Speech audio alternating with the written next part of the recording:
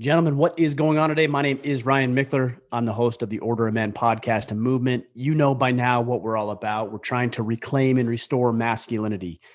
Now, when I say that, some people have questions about what that means. What that means is I'm trying to equip you and empower you with the tools, resources, conversations you need to thrive as men. And a big component of being a man is the intimate relationship that you have with your spouse, your significant other. So that's what we're going to talk about today. 7 key things that you as men should be avoiding in your relationships, whether you're married, newly married, or veteran married. We're on 17 years now, my wife and I. So I place myself in the veteran category, but some of you guys have been married longer than that, which I commend you for, because that is no easy feat.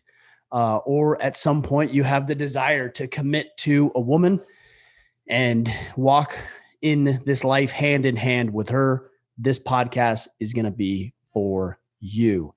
And also, ladies, I don't normally address you on this podcast because I talk with men primarily, but that's not to say that women don't listen. If you're listening to this and you like what I have to share, how could you not? Then I would suggest to you that maybe you share this episode with your husband. And by the way, don't think this is going to be all about you, ladies. Just because I'm talking about pitfalls to avoid in relationships doesn't mean that I'm going to make sure that he knows that you are the idol he should worship or that he should be worshiping the ground that you walk on. That's not what this podcast is about. That's not what I'm going to be discussing today. But I can tell you that if your husband does these things, that he will be better off. He will be more fulfilled. He will be more satisfied. And therefore, you in exchange will be as well, as will your children. So before I get into that, one thing I do want to make sure that I ask is that you leave a rating and review. Go in wherever you're listening, leave your 5-star rating and review. It goes a very, very long way, especially in the wake of podcasts wanting to limit what we're doing, social media accounts wanting to reduce our exposure and reach. We need to counter that with your support. And obviously you're supporting by listening. I just need you to be a little bit more active than that. I need you to go in, leave a rating and review, share this, take a screenshot, tag me if you can. A lot of you still can't tag me on social media. Tag me if you can on social media and let people know what you're listening to.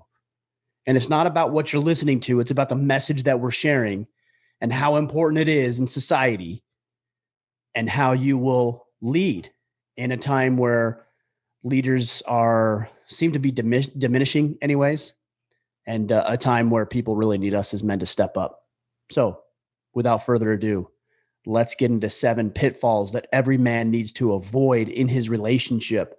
We'll start with number 1. Guys, first and foremost, do not ditch your friends. Do not ditch your hobbies and activities for her. There's a couple reasons you might do this. Number 1 is you're enamored with her. You're infatuated with her.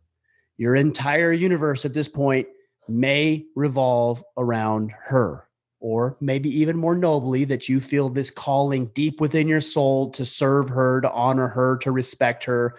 I commend you for having those feelings. And then there's a third component to this about ditching your friends and hobbies. You think you're supposed to. You think this is how relationships go. That once you commit yourself to another woman, that you're supposed to make her your everything. And as I said earlier, that you're supposed to worship the ground that she walks on and her whole entire universe is supposed to revolve around her. That is a recipe for disaster. And so what I've seen in my own personal life and my relationship with my wife, and I've seen in countless other men's relationships, is they let all of their friends and all of their activities and their hobbies and their interests and their pursuits go because they want to be connected with her. And I get it. I understand it. I can see how you'd go down that route, but I'm telling you, you got to have time set aside each and every week to go to the game with your buddy, to get in the bowling league, to go to jujitsu, to practice archery, to go painting, to go on a nature walk or a hike by yourself, to get involved in hunting. I don't know what your thing is. If you don't have a thing, that might be something worth pursuing. But whatever your thing is, don't Don't leave it. Don't ditch it because you think you're supposed to be with her 100% of the time. And ladies, listen up. If you're making your man feel guilty about going to pursue his hobbies and interests and activities, first of all, shame on you for doing it because you'd want the same thing. And second of all, you're not allowing him to become the man that he has the potential to become.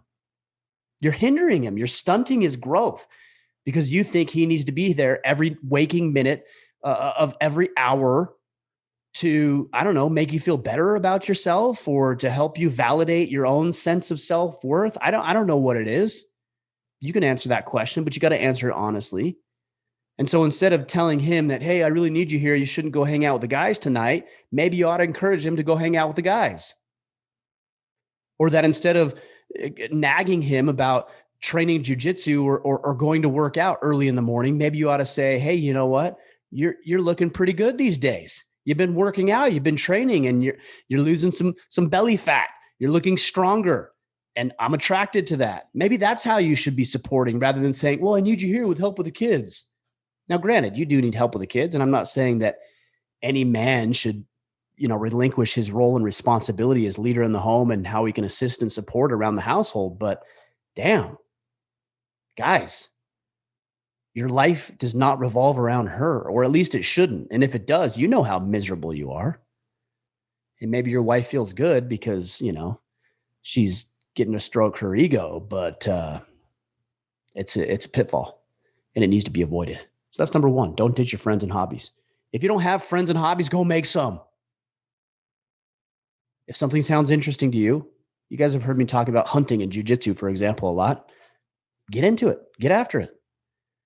Go to the gym, meet with other guys, like connect with people, go to business luncheons. You can find guys there who want to connect, who want to improve, who want to get better. Go connect with those guys. So if you ditched all your friends and hobbies and activities, and that's already long dead and gone, start over. This is what you need to do. Number two is don't clam up. All right. Relationships are hard. And frankly, at times, well, I'll just say it this way. Frankly, at times they suck. Because we don't always see eye to eye. We don't always connect. We have different perspectives and opinions and viewpoints about how we should be raising kids and managing our money and what pursuits we should engage on and how we're spending our money. Like, of course, obviously, right? So at times it's very easy for us just to want to disengage. You know what? I don't want to deal with this bullshit anymore. So I'm out. I'm done. And maybe that doesn't mean you're looking for a divorce or a separation, but maybe you just clam up. Emotionally, physically, mentally, you're just like, you lock yourself out and you isolate yourself and you pretend like you're some man on an island. And then you wonder why you don't have the attention, why you don't have the influence and credibility and authority with your wife. It's because you haven't communicated that desire, that concern, that frustration, the goals and ambitions that you have. And you expect, and women do this too. I actually think women generally are more guilty of this than men are, is that they just assume that we ought to know. Well, here's a news flash. We don't know. Men don't know what you want unless you tell us. And isn't that beautiful? We don't have to guess. And you don't have to guess. All you have to do is tell us what you want. But guys, the same goes for you. Your wife doesn't understand you.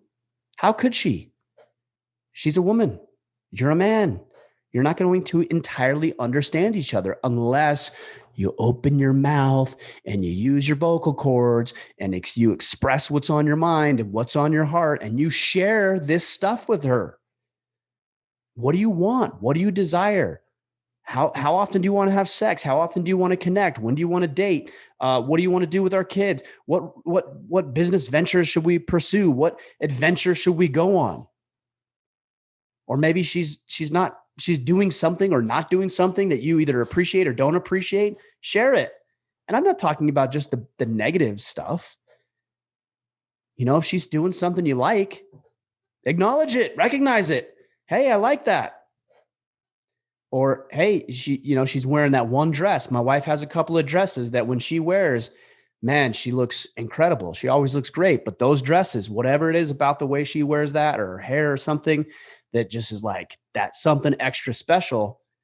Damn, I better communicate that with her because I want her to keep looking like that. I want her to keep behaving like that. This is psychology 101. And some of you guys will think, well, you're manipulating. Maybe. I don't care what you call it. What I think I'm doing is honoring the way that she looks, honoring the way that she shows up. And I'm telling her that I like that. I want more of that. Are you doing this, guys? Are you opening your mouth? Are you sharing the words? Are you expressing your thoughts and your opinions and your beliefs? And it's hard, especially if you've clammed up over years and maybe there's some contention and animosity and a wall and a barrier built up between you and her. How do you tear the wall down? You open your mouth and you communicate the good, the bad, the ugly. You do it respectfully, you do it with tact, but you communicate so she doesn't have to guess. And ladies, you need to do the same thing too. Again, with tact, because it can come across as something that you don't want it to be, which is nagging and bitching and moaning. We're not interested in that, but we are interested in your opinion and we do value what you have to share. So share it with tact. We'll attempt to do the same. All right. Number 3, you need to establish boundaries in 2 different ways. Now, these are pitfalls. So I would say, if I'm wording it that way, one pitfall is you're ditching your hobbies and friends. The second pitfall is that you close up, you clam up, you don't talk about your feelings and the things that you're experiencing and your heart's desires. Number 3 is that you haven't set or established any personal boundaries or relational boundaries. So personal boundaries is what you will and won't tolerate and the expectations of how you'll be treated. And relational boundaries are the things that we do, especially when it comes to having kids. We need to have relationship boundaries. I was running some errands earlier today and I called my wife and I said, hey, hon, you know what? I think next week we need to go on a date. It's been a while. So we need to call the sitter, have her come over, and you and me need to go to this particular antique store that we really enjoy. That wasn't a question. That wasn't like, hey, would you like to do this? I'm setting it up. I'm teeing it up. This is what I want to do. This is my heart's desire. Here's what I'm after. She sees that as leadership. She's all in. We're going to go have a great day next week, and it's going to be awesome. But you need to establish these boundaries, guys. You need to communicate them. You need to uphold them. You need to honor them. You need to acknowledge what they are. You need to tell your wife what those things are so she knows. And when she steps over the line, you need to communicate that with her. Hey, I don't like that. And again, there's a way to do it tactfully. You don't need to blow up. I'm not suggesting that. But you do it tactfully with respect and with honor. She's your wife. You've committed to her. You have a relationship with her. You value, hopefully, that relationship. So you don't need to be a dick, but you do need to do it tactfully. Here's what I expect. Here's my expectations of our relationship. What expectations do you have of our relationship? You should get her boundaries and figure out what her expectations are as well. Very, very important. But if you're not talking about this because it's uncomfortable or awkward or challenging or you're tired, I mean, I guess that's a route. Probably not the most productive one, but that's certainly something you can do and a route you can take. I wouldn't suggest it because 17 years of experience has told me that we ought to have some boundaries and establish them and communicate them and uphold them. That's number 3. Number 4, you are, again, pitfalls in your relationship. Number 4 is you are not showing interest in her interests. So let me give you an example. My wife might listen to this podcast. So, hon, if you're listening, please understand my intent here, which is to serve the guys who listen. I'm not super interested in some of the things that she's interested in. The other day, she was out in the garden, and I know she loves to be in the garden. She just, that's her universe. She just wants to be out there and play in the dirt and pick flowers and prune and grow and all the things that she does. And you know what? I don't care. I could not care any less about gardening. It just isn't something that matters to me. But I walked out there because I saw her so engaged in this. And I walked out there and I said, hey, why don't you give me a tour of your garden? I don't care about the garden, guys. I don't. I care about her. So I said, why don't you give me the tour of the garden? And I caught her by surprise. And this is very valuable. I caught her by surprise. And she says, do you want a tour? And the answer to that question, in case you're wondering, is yes, I would love a tour. And that's exactly what I said. Yeah, I would like a tour of the garden. And she was so happy and so engaged and so excited about it. And I was present with her. I made it important. Again, I could not care less about gardening. You know what I care about? Her. And if she's into gardening, then I'm into it. If she's into beekeeping, then I'm into it. If she's into talking to me about her dreams and desires, then I'm into it. And so it isn't about what I like and what I don't like and what I'm interested in, what I'm not interested in. It's about what she's interested in this particular moment. And I don't have to like gardening to be engaged. And by the way, I wasn't pretending. I'm genuinely excited about her garden, but not the garden. I'm excited about her as the gardener. You see the difference? So it's not faking it. I'm not pretending that I'm interested. I'm interested in her, which means I need to be interested in the things that she's interested in. Now, I'm not saying I need to turn into the gardener, that I need to, do everything with her. In fact, I want her to have her own things without me, just like I want to have my own things without her. So I don't need to become the next gardener of the household, but I'm going to tell her I'm interested. Like I'm fascinated. I'm intrigued. And don't you want to see your woman smile? Don't you want to see her light up? Don't you want to see her engaged and excited? I mean, I can't tell you I hear from so many guys, and here's what they complain about. Oh, my wife, she's not interested and she's not motivated in things. And I don't know. And man, maybe there's an opportunity for you as men to foster something here. One day I was listening to a podcast. I can't remember what podcast it was, but somebody had mentioned a beekeeping book that I had never heard of, obviously, because I don't, again, care about beekeeping. I don't like bees. They're actually fascinating animals, but I don't like them because I don't want to get stung by one. But she likes them, so I like them. So I heard this book recommendation. I jumped on Amazon. It took me 2 minutes. It cost me, I don't know, $14 or whatever it was. And I had the book sent to her. Easy, simple. And it went such a long way. You know what? Frankly, I don't even know if she's cracked that book. But that doesn't matter. That wasn't the point. The point was I care about the things that you care about, and I care about you. And here's one simple way that cost me 2 minutes and $14, and it shows how much I care about you. And one of the pitfalls men fall into is they don't show interest in their wives. And so these are the guys you hear from. Oh, my wife, she doesn't like to do anything, and she's unmotivated, and she's not on the self-development journey. Maybe she's not on your path, but there's got to be something she's interested in. And what a tremendous opportunity to lead her effectively and foster some sort of self-improvement, whether that's gardening or beekeeping or cooking or pursuing a career or education or whatever. But she's going to leave some little clues about the things that she's interested in, and you ought to listen to them, and then you ought to act on them. They're going to be subtle at first. Like, oh, I really like watching this YouTube channel. My wife watches this elderly couple, and they garden. And the guys, they're just a funny, quirky, elderly couple. And she loves it. And so it's subtle. She's like, oh, I like this YouTube channel. That's subtle. But if you pay attention, you can see it's about gardening.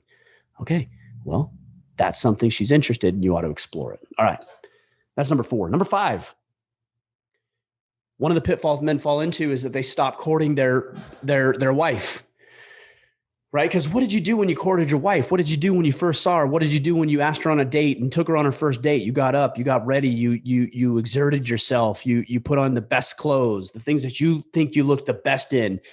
You groomed yourself well. You were on your best behavior. You were trying to court her and woo her over and tell her how much that you cared about her and how beautiful she was. And then we get married. And after the first several months or several years, we think, oh, this is just life, and I don't have to do that anymore. And we become sedated and we become complacent, and that complacency ends up demolishing our relationships because we don't continue to court her. Like, a lot of you guys are acting like you don't have anything to lose. But you know what? I also hear from a lot of guys who are going through separations and divorces right now who say, I would do anything to make sure this wasn't the case. Okay, well, those of you who aren't going through a separation and a divorce, here's something you ought to pay attention to. These guys who are say they would do anything to ensure that wasn't the case. And if all it means is that you continue to court her, that you appreciate her, that you pursue. There's a difference between pursue and chase. I've talked about that in other podcasts, but that you continue to pursue her and you continue to date her and you go out of your way to make her feel special, it's going to be less likely that you're going to end in this stagnant, complacent relationship that so many men fall into and then complain to me about going through their separation or divorce. I don't want you to get to that point because it messes with you, man. I went through a long separation with my wife and it messes with you. It was one of the darkest times of my life. And all I had to do was continue to court her, to date her the way that I did when we were teenagers. Don't let it go, guys. Don't let it go. You use the guys who, what's the phrase? A smart man learns from his mistakes. A wise man learns from the mistakes of others. Look at other guys. Their relationships are in shambles. Why? I'm telling you exactly why. The 7 reasons it is. Don't do this. Continue to court and date her. Number 6 is do not undermine your credibility, right? There's all sorts of things that we can do to undermine our own credibility and authority with our wives. All right. And the things that we do are we don't take care of ourselves. We eat like shit. We get belligerently drunk to the point we can't even stand up, let alone protect the way we're supposed to. We sleep in. Like the natural man you guys have heard me talk about, lazy, fat, slothful,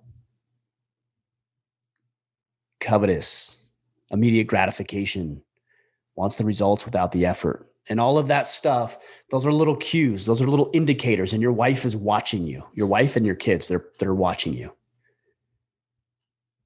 And when you sleep in past the time you should sleep in, or you get belligerently drunk to the point where you can't even stand on your own 2 feet, or you lose your shit because you happen to be a little angry or had a bad day, little chinks in the armor.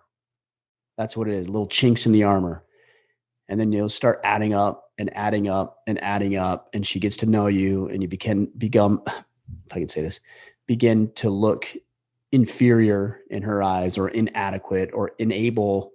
I don't think enable is a word, but unable to perform your duties as a father and a husband. And you did it to yourself.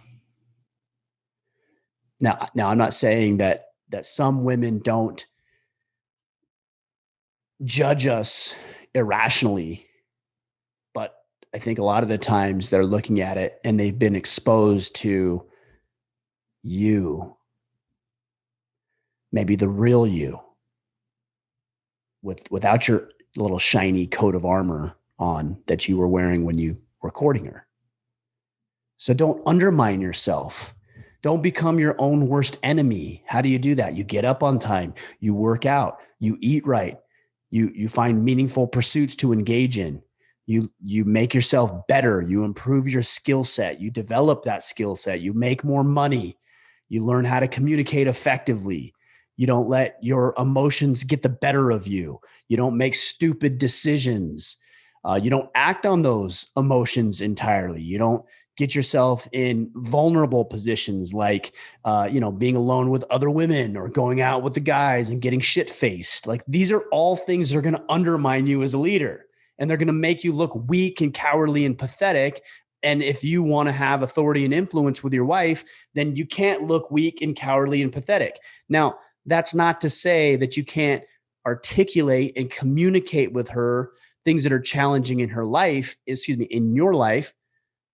But if you're always complaining and griping and moaning and bitching and sleeping in and 30% body fat and not pursuing hobbies and interest and activities and not getting the promotions,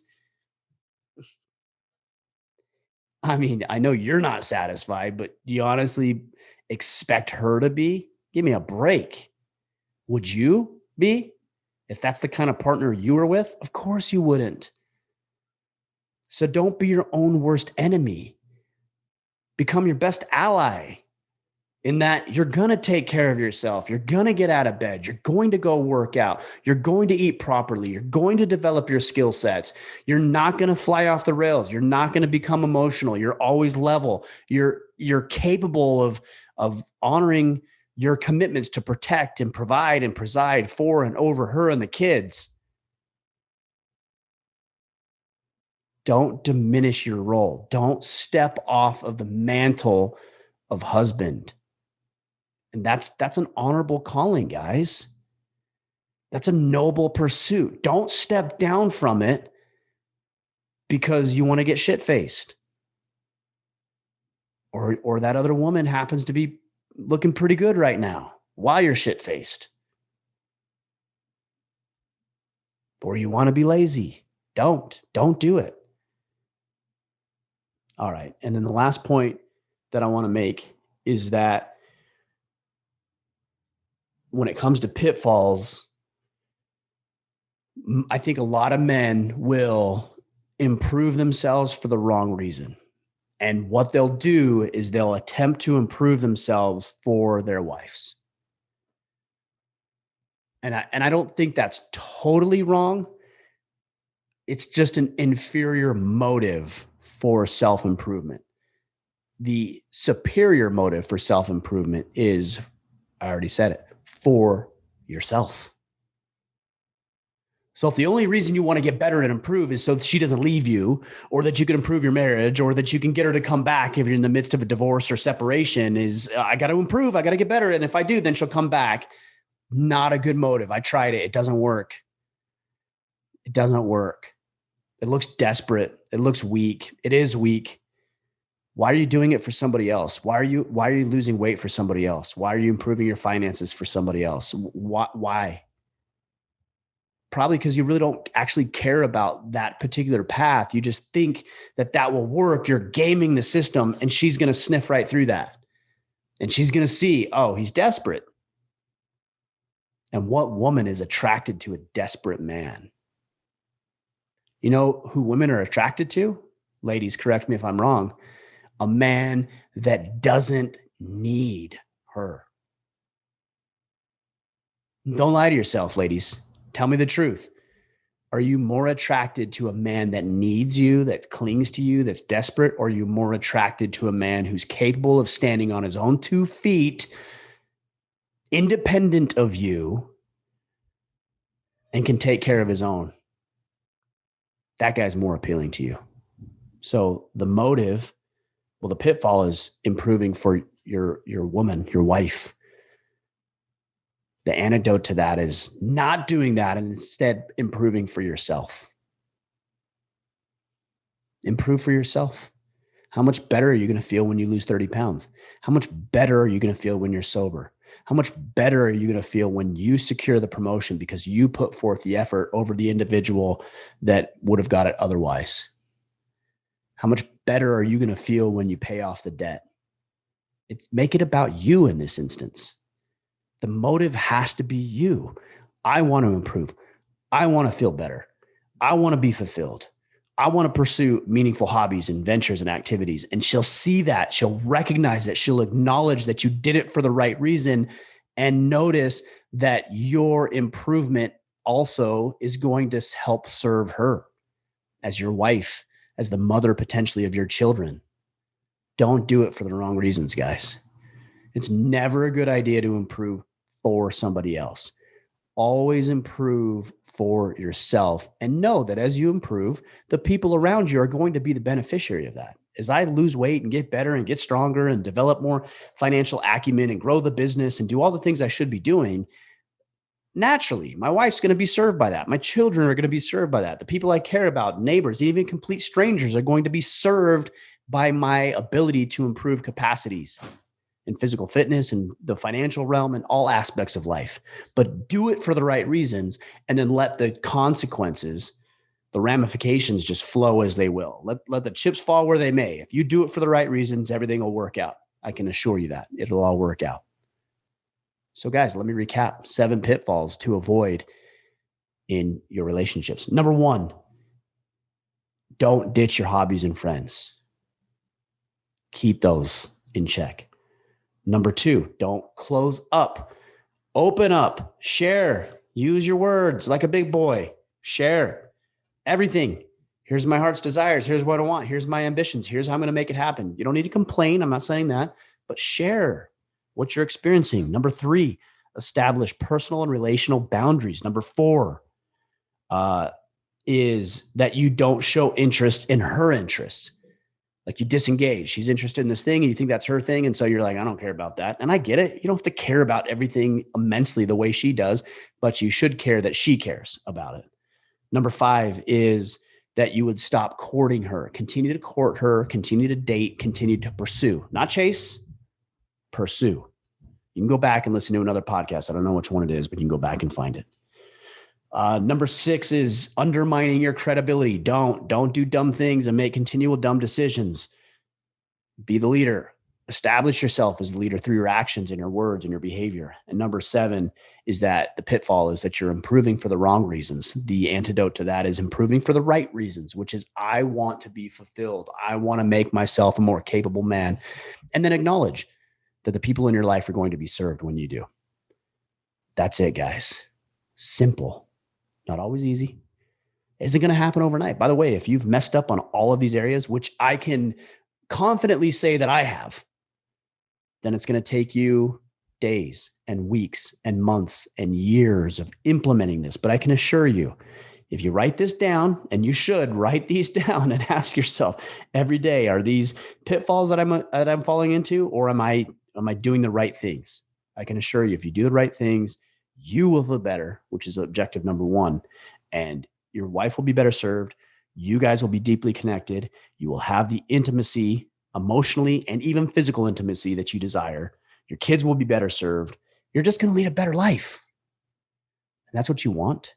That's what we all want. So do that. All right, guys, we're going to be back next week. Until then, go out there, take action, avoid these 7 relational pitfalls, and become the man you are meant to be.